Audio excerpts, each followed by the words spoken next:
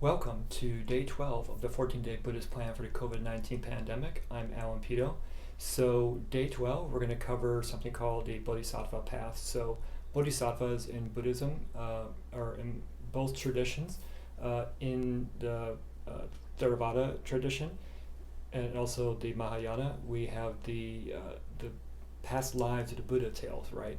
And so in there, he was basically a bodhisattva many times. Basically, this is typically be an unenlightened person, which the Buddha was in those past lives, where they did, some good actions, wholesome actions, and we can see how their actions actually helped other sentient beings. So we also have, if you will, different types of other beings as well inside Buddhism cosmology, where they're actually bodhisattvas, and that's more in the Mahayana tradition.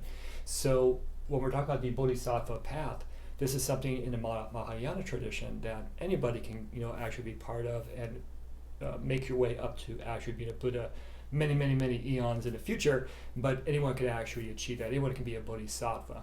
So this is perfect for the COVID-19 pandemic, and the reason why is think about your actions, what you're actually doing out there in the world. So I gave the example, a little while ago, about going back into the market, at a grocery store or something like that, or to your workplace, right? Are you a bodhisattva in that actual aspect? If thinking, what would the Buddha do be too much for you? What would a bodhisattva do?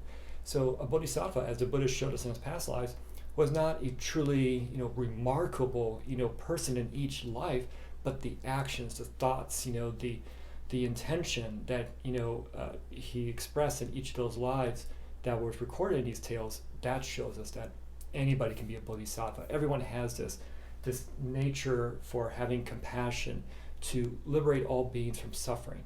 That's inside you. Yes, absolutely, you can be a bodhisattva. And if you're like, well, I don't really have it, you have it inside you. Mars is kind of keeping it down with those three fires. So it's inside you, and you can definitely allow that to grow. Now, skills.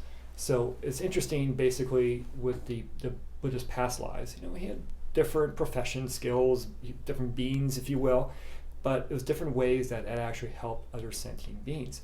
Now, inside Buddhist cosmology, there's different bodhisattvas have different skills. You've probably seen the image of a bodhisattva. It's almost like 1,000 arms, right?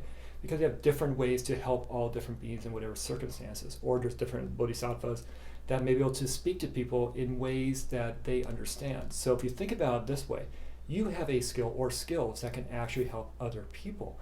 You just may not even realize that can actually help. Maybe you're a very good listener, or maybe you can explain things well, or maybe you can make cloth masks that are kind of in demand right now, a physical skill. So you have different ways of helping sentient beings reduce or eliminate the suffering. You're not going to be able to probably, of course, cure them like a fully enlightened, bodhisattva, but you can definitely take those actions. And the actions you're taking of right speech, right thought, right actions, everything, you can do this as a bodhisattva as you're entering this marketplace of our world outside of your home, or even inside your home as well too.